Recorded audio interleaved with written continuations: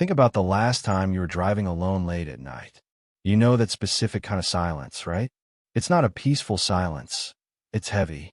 It's the sound of the heater humming, the rhythmic vibration of the tires against the asphalt, and that strange, lingering feeling that the darkness just outside your windshield is leaning in, watching you. Now, I want you to look at your passenger seat. It's empty, of course. But what if, in the flicker of a passing street lamp, you caught the reflection of someone sitting there? Someone who wasn't there a second ago. Someone who didn't even make the door handle click. This is the moment your heart skips, not because of a jump scare, but because of a glitch in reality. And for the people of Chicago, specifically those who find themselves on the winding, desolate stretch of Archer Avenue, this isn't just a what if. It is a recurring nightmare that has been documented, whispered about, and feared for nearly a century. I'm not talking about a shadow or a trick of the light. I'm talking about a person, a young woman, blonde, wearing a white party dress that looks like it belongs to a different era. She's standing on the shoulder of the road, shivering in the brutal Midwestern cold, her thumb extended or her hands folded politely. You're a good person, aren't you? You'd stop. Most people do. They see her and think she's a victim of a breakdown or a girl who stayed out too late at a dance. But here's the thing that should keep you awake tonight. This exact scenario has played out dozens, maybe hundreds of times across decades. The car stops, she gets in, the door closes with a solid, physical thud, and the air in the cabin turns just a few degrees colder. You might ask her if she's okay, and she'll nod, her eyes fixed on the road ahead. She'll give you a destination, usually just a little further down the road, near the gates of a silent, sprawling place. And then, before you can even say goodbye, she is gone. Not, she ran away gone. Not, she opened the door and vanished into the woods gone. I mean, she disappears while the car is moving. She vanishes while you're looking right at her. This is the legend that has outlived the people who first told it. They call her Resurrection Mary, and while the name sounds like something out of a dusty folklore book, the fear she inspires is very, very modern. People like to think we've outgrown ghosts in the age of GPS and smartphones. But how do you explain a pattern that refuses to die?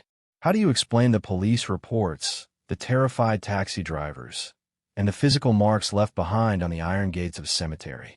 We aren't just talking about a story here. We are talking about a persistent, haunting presence that seems to be searching for a way home, one ride at a time. So, before we go any deeper into the archives of Archer Avenue, I have to ask you, if you were driving tonight and you saw a girl in white standing alone in the mist, would you have the courage to pull over? Or would you keep driving, staring straight ahead, praying that when you look in your rearview mirror, you're still the only one in the car? Because whatever it is out there, it's been waiting for someone like you for a very long time. I want you to picture Chicago, but not the version you see on postcards with the shiny skyscrapers and the busy tourists at Millennium Park. I want you to head southwest, toward a stretch of asphalt known as Archer Avenue. This road is different. It's one of those old, diagonal arteries that cuts across the city's grid, following the path of an ancient Native American trail. There's something about those old trails. They seem to hold on to memories longer than the modern streets do. Archer Avenue is flanked by dense woods, deep ravines, and, most importantly, several massive, silent cemeteries. This isn't just a backdrop for a spooky story. This is the physical reality of the place. It feels heavy, especially when the Chicago fog rolls in off the lake and settles over the tombstones. This is where the legend of Resurrection Mary doesn't just exist, it breathes. Now, if this were just a campfire tale, we could dismiss it. But the reason people have been obsessed with Mary for nearly a century is the sheer credibility of the people who have encountered her. We aren't talking about thrill-seeking teenagers looking for a scare. We are talking about seasoned taxi drivers who have been working the city streets for 30 years. We're talking about skeptical police officers who are trained to look for facts, not phantoms. We're talking about the staff at the local bars like Chet's Melody Lounge, which sits right across from the gates of Ressurrection Cemetery. These people don't want to see a ghost. In fact, most of them would probably prefer it if the stories weren't true, because once you see her, you can't exactly go back to your normal life. The pattern started to solidify back in the 1930s. Think about that era for a second. The big band music, the dance halls, the long dresses. One of the most famous early accounts involves a young man named Jerry Paulus in 1939. He wasn't out looking for a ghost. He was at the O. Henry Ballroom, just trying to enjoy a night out. He met a beautiful blonde woman in a white dress, and they danced the night away. He said she felt real. Her skin was soft, but she was strangely cold to the touch. When he offered to drive her home, she pointed him down Archer Avenue. As they approached the cemetery, she didn't ask him to stop at a house. She told him she had to leave right there. Before he could even protest or ask why she was getting out at a graveyard in the middle of the night, she simply vanished from his sight. He went to the address she had given him the next day, only to find a grieving mother who showed him a picture of her daughter, a girl who had died years earlier in a car accident while wearing that exact same white dress. That was decades ago, but the reports haven't stopped. They've just updated with the times. In the 70s, 80s, and 90s, the witnesses were often drivers who thought they had actually hit someone. Imagine the sheer terror of feeling a thud against your bumper, jumping out of your car with your heart in your throat, thinking you'd just taken a life, only to find the road completely empty. No body, no blood, no dent in the metal, just the silence of the woods. Some of these drivers were so shaken, they went straight to the police. There are actual police logs from the Palos Hills Department detailing these calls. Officers would arrive, shine their spotlights into the ditches and over the cemetery fences, and find absolutely nothing. But the witnesses, they weren't lying. You could see the trauma in their eyes. They had seen a girl in a white dress, and they were convinced they had killed her. What makes this so unsettling is the consistency. Across 80 years, the description never changes. She is always young, always blonde, and always wearing that white, flowing dress. She doesn't scream, she doesn't haunt people in their dreams, and she doesn't try to cause accidents. She didn't want to ride. It's as if she's stuck in a loop, a literal spirit of the road that is bound to this specific geography. People who work at the bars along Archer Avenue will tell you stories about a girl who walks in, sits at the end of the bar, and looks like she's waiting for someone who never arrives. She doesn't order a drink. She just watches. And then, when the staff turns their back for a second to grab a towel or check the register, the stool is empty. No door opened. No footsteps were heard. She just ceases to be. It makes you realize that some places on this earth aren't just made of dirt and stone. They're made of layers of time. And on Archer Avenue, those layers are very, very thin. I want you to put yourself behind the wheel for a moment. It's late, the kind of late where the rest of the world feels like it's ceased to exist. You're driving down Archer Avenue, and the city skyline is just a faint, amber glow in your rearview mirror.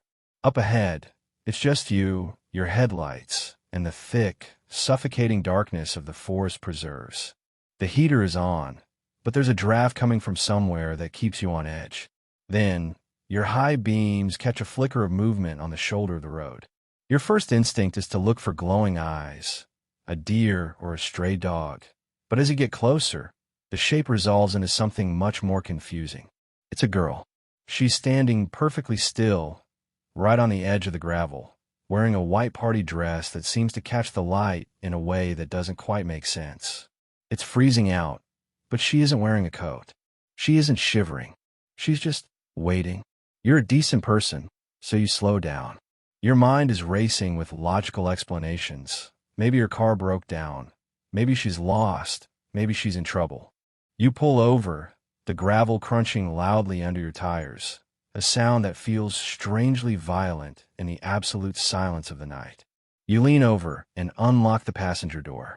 When she opens it, you expect to hear the wind howl or feel a rush of freezing air, but instead, there's just a subtle shift in pressure.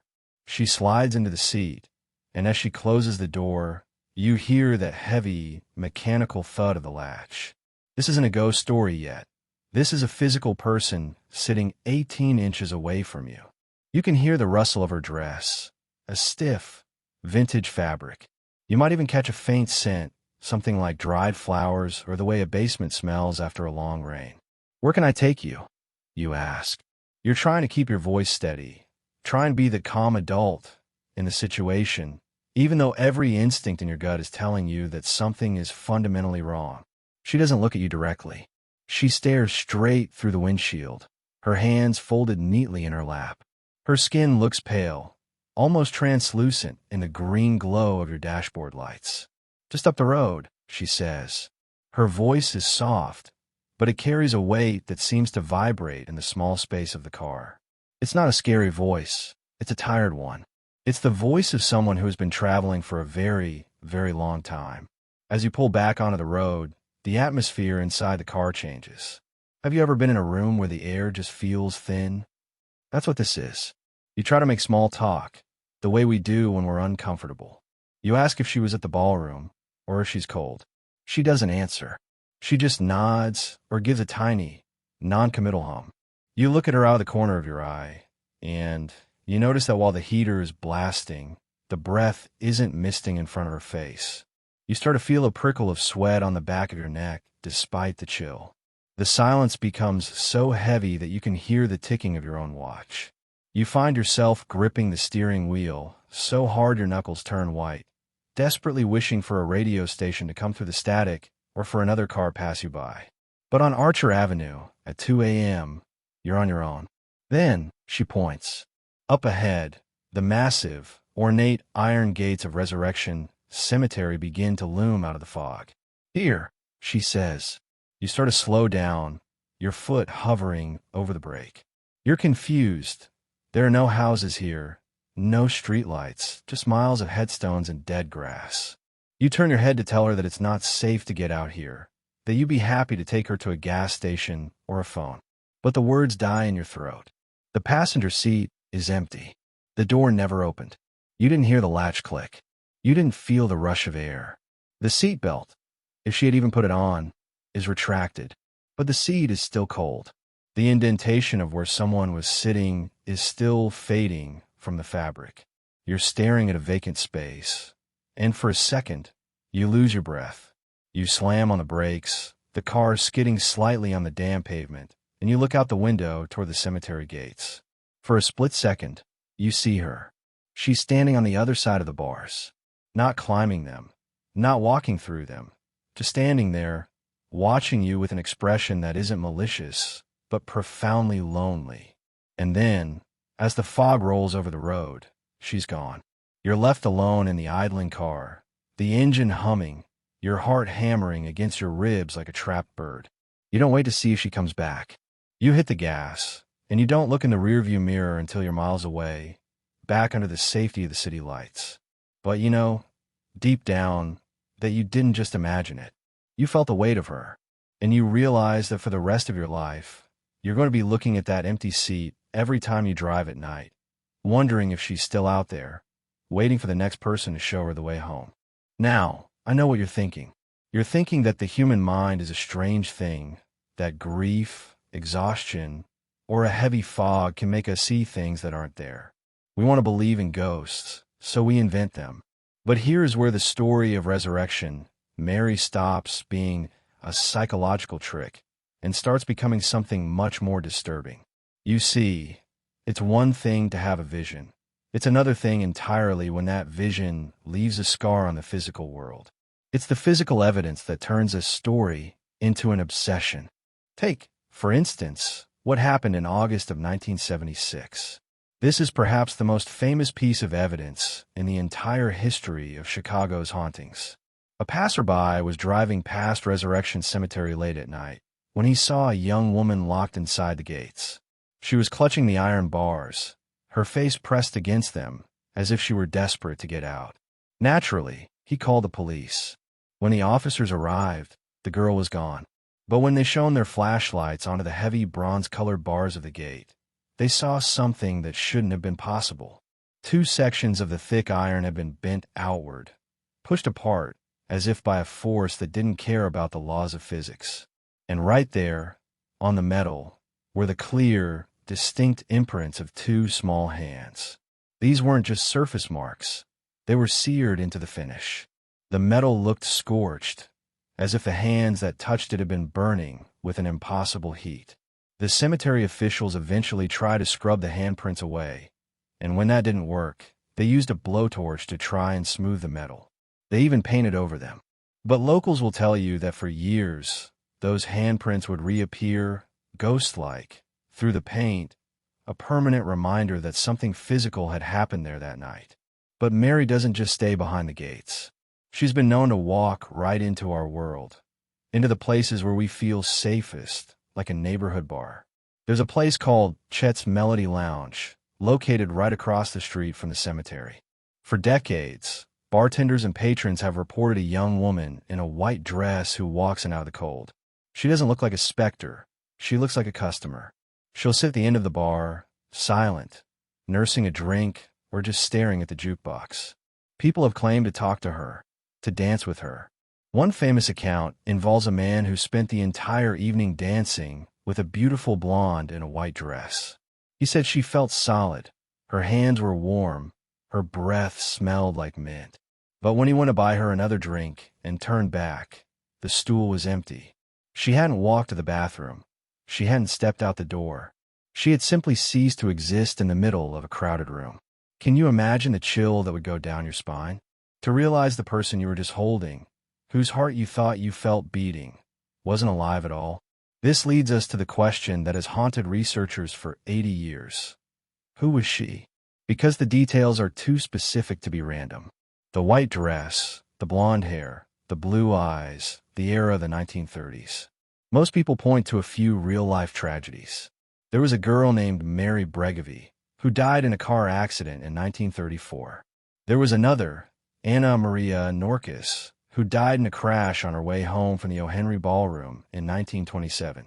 When you look at the old photographs of these girls, the resemblance is uncanny. It's as if the legend is a bridge between their unfinished lives and our world. Think about the weight of that for a second. We're talking about a real person, a daughter, a friend, who was snatched away in the prime of her life.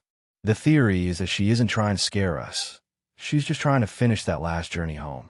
She's caught in a loop of the night she died, eternally looking for a ride to a house that no longer exists, or back to a ballroom that has long since fallen silent. It's a physical manifestation of grief that refuses to be buried. When drivers report seeing her footprints in the fresh snow near the cemetery, footprints that lead right up to the gates and then simply stop, they aren't just seeing a ghost. They're seeing the echo of a life that isn't ready to let go. And the scariest part isn't the ghost herself. It's the realization that some things are so traumatic, they leave a permanent stain on the very ground we walk on. It makes you wonder, doesn't it? If someone's memory can be that strong, what else is walking alongside us, just waiting for the right moment to be seen? Let's talk about the place where the road ends and the silence begins. Ressurrection Cemetery. Even if you've never been to Chicago, you can probably picture it. It's one of those massive, sprawling cities of the dead that sits on the outskirts of the urban sprawl, covering hundreds of acres with row after row of weathered limestone and granite. In the daylight, it's a place of peace, maybe a bit melancholy, but at night, the atmosphere on Archer Avenue shifts.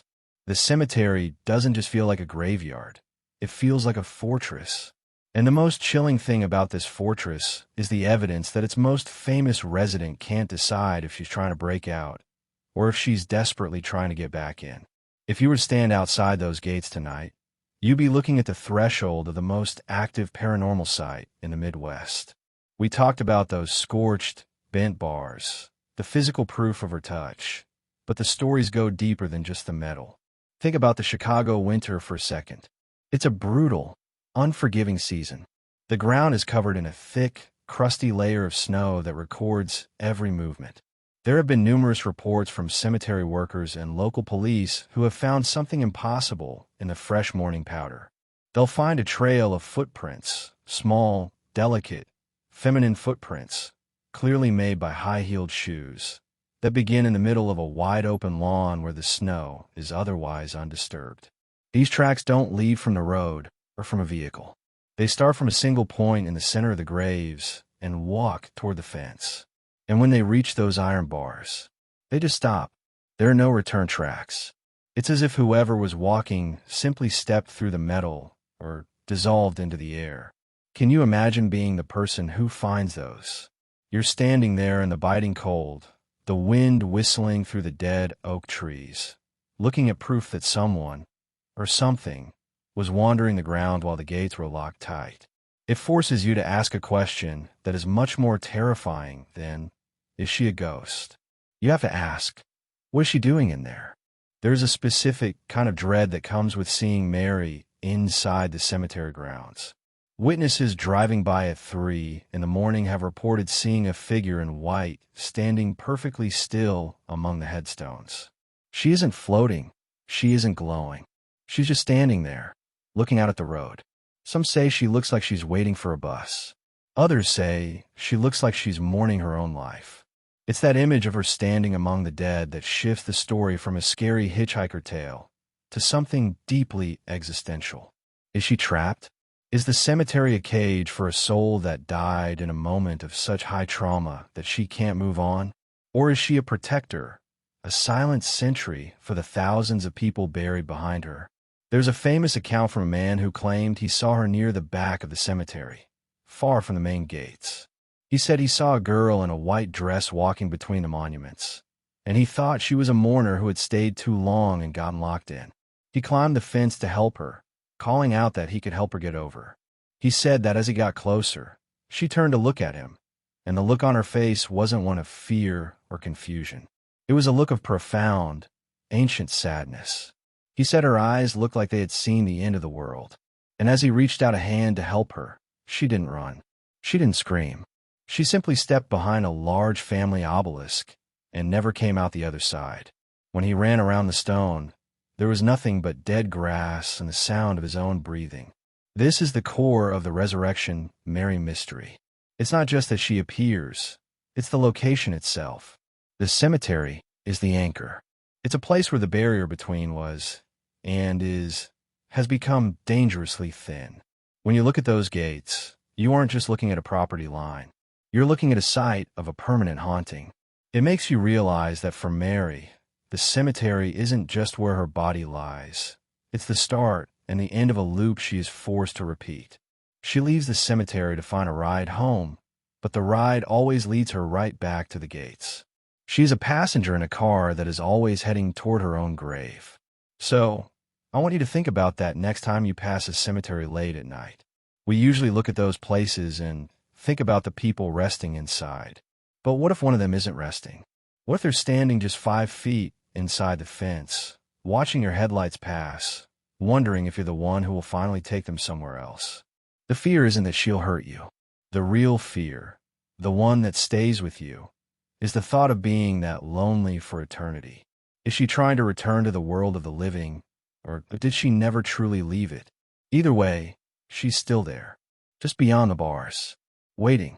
When we look at something as persistent and as vivid as the reports of Resurrection Mary, we eventually have to stop asking if it's happening and start asking why. Because, let's be honest, a story doesn't survive for nearly a century on just imagination alone.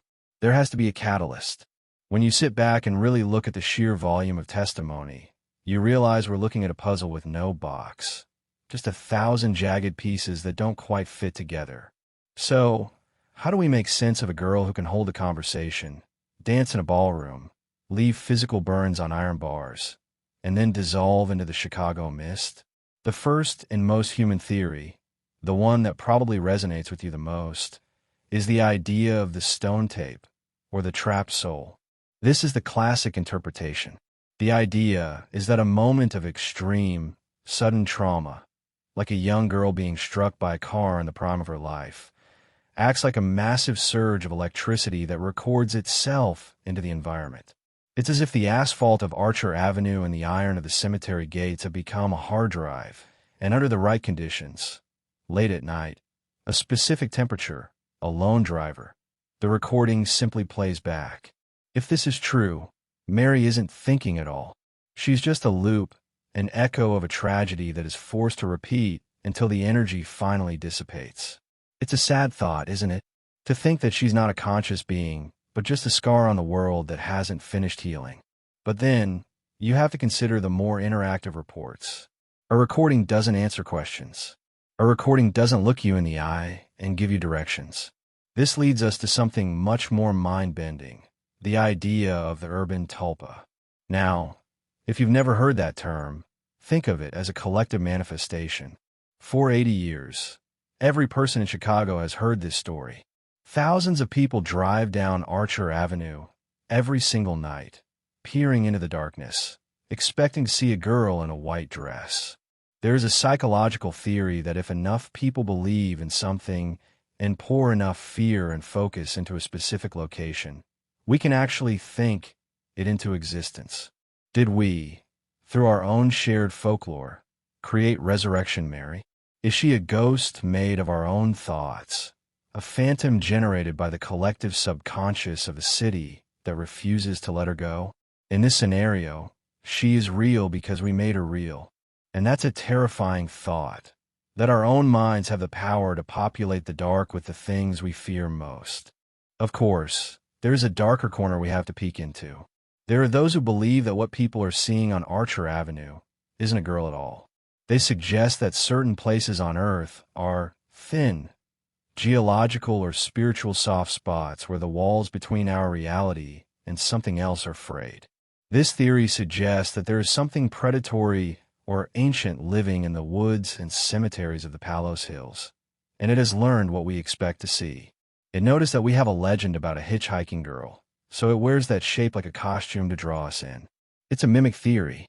It explains why the air turns so cold and why the dread feels so heavy.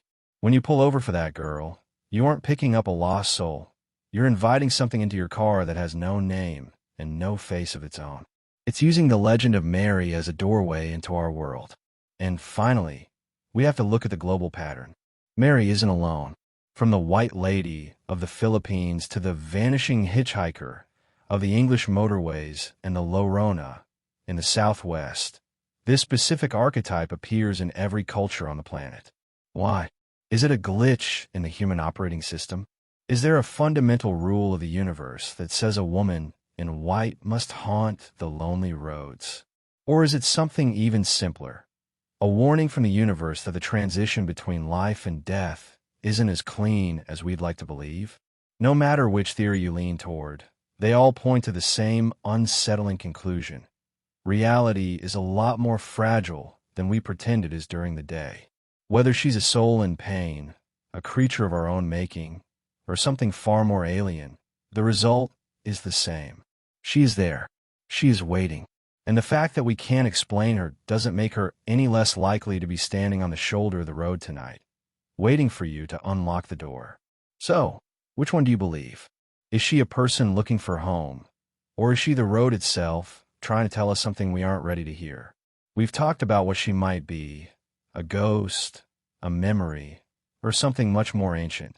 But let's step away from the abstract for a second and look at the practical reality of this encounter. Because if you ever find yourself driving down Archer Avenue, or any of those lonely, fog-choked roads near the Chicago Forest Preserves, you need to understand that there is a protocol to this. There are patterns that have emerged over 90 years, and these patterns act as a kind of grim roadmap for anyone who finds themselves with a silent passenger in a white dress. This isn't just a legend. For those who have lived through it, it's a cautionary tale with very specific rules. And as we've learned from the people who didn't follow them, the rules are there for a reason. The first thing you'll notice, according to every witness who has kept their head long enough to tell the story, is that Mary is a creature of rigid habit. She doesn't like change. She doesn't like detours. Most people who pick her up say that as long as they stay on the path toward the cemetery, the experience is strangely calm, albeit eerie. But try to deviate from that path, and the atmosphere in the car changes instantly. There are accounts from well-meaning drivers who, seeing this girl shivering in a dress, try to take her to a nearby hospital or a well-lit gas station instead of the dark gates of the graveyard. Every single one of them reported the same thing. The temperature didn't just drop, it plummeted. The heater, even on full blast, would start blowing ice-cold air. The radio would dissolve into a harsh, rhythmic static that sounded like a voice trying to scream underwater. She wouldn't argue with them. She wouldn't beg.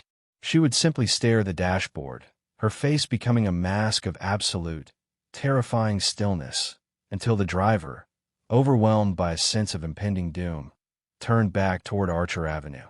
It's as if she isn't just a passenger. She's the one controlling the journey.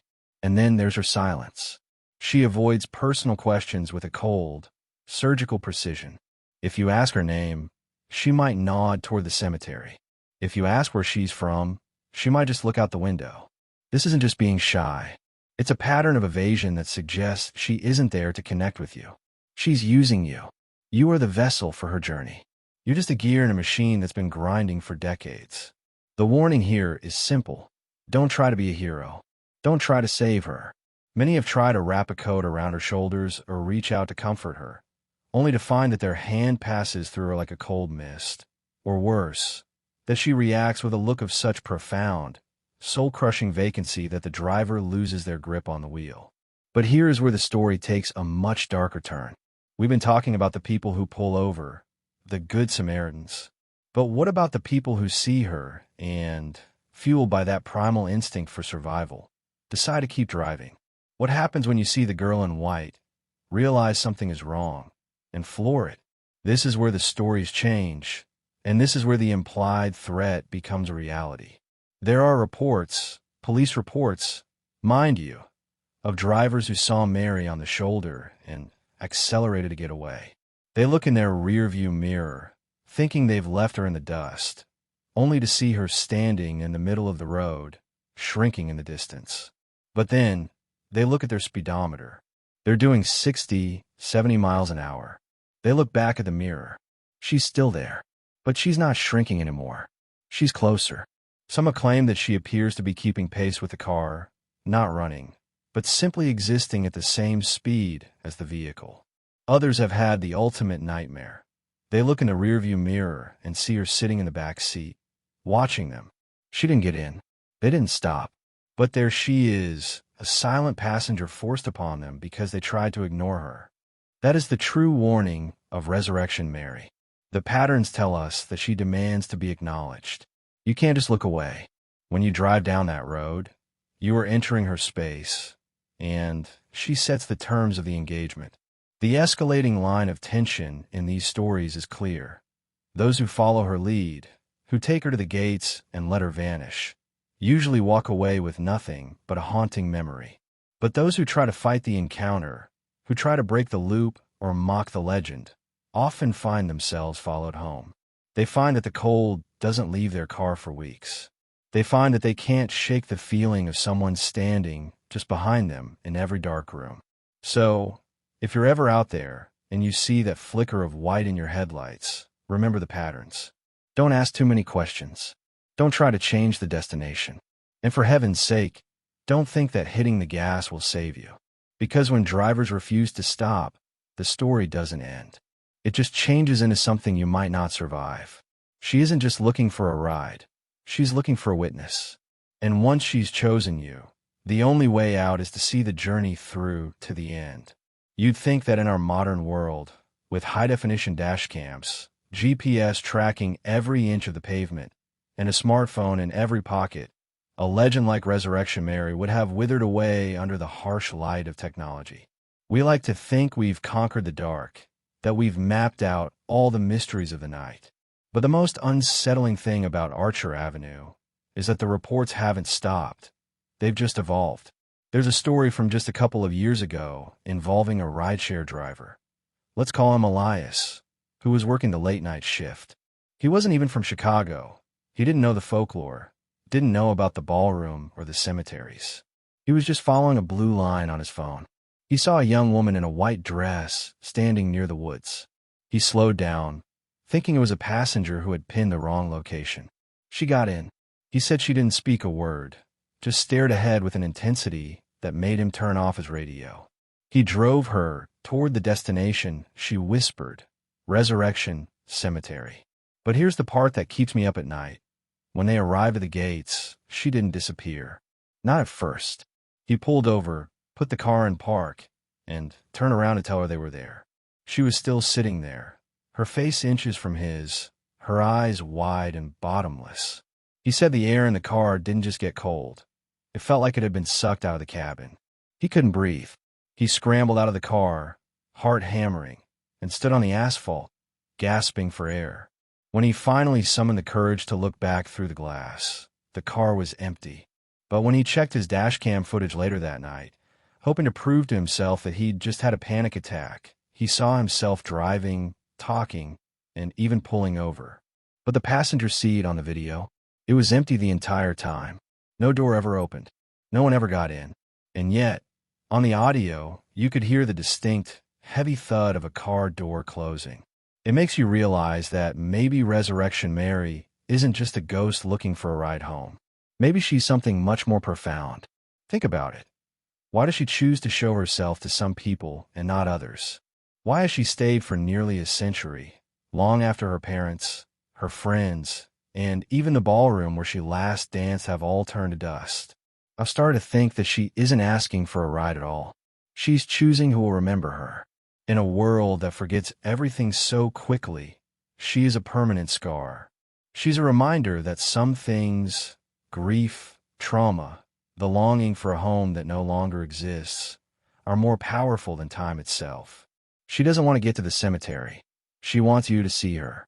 She wants you to carry her story with you, to feel that chill in your bones, and to know that the veil between what we know and what we fear is thinner than a sheet of glass. By the time you finish this, you'll probably try to shake it off. You'll tell yourself it's just a Chicago story, a bit of local flavor for the tourists. You'll go back to your life, your brightly lit rooms, and your busy streets. But the next time you find yourself driving alone on a road that feels a little too quiet, I want you to pay attention. I want you to notice the way your headlights cut through the mist. I want you to listen to the sounds your car makes, the hum of the tires, the click of the locks. Because whatever is out there, it hasn't finished its journey. It's been waiting for decades, standing on the shoulder of the road, shivering in a white dress that never gets dirty. Maybe she's not waiting for a taxi. Maybe she's waiting for you. And if you're brave enough, or unlucky enough, to pull over, just remember the rules. Stay on the road. Don't ask the wrong questions. And whatever you do, don't look too closely into her eyes. Because once you've seen what's behind them, you might find that you never truly leave Archer Avenue. You'll be just like her, always moving, always searching, and always just one ride away from a home that's been gone for 100 years. So, as you head out tonight, keep your eyes on the road. But every once in a while, just for a second, check your passenger seat. If it feels a little colder than it should, or if you catch a scent of dried flowers in the air, don't panic. Just keep driving. She'll let you know when she's ready to get out. Or maybe, this time, she'll decide to stay. Watch the shoulder of the road, my friend. You never know who's looking for a way back in.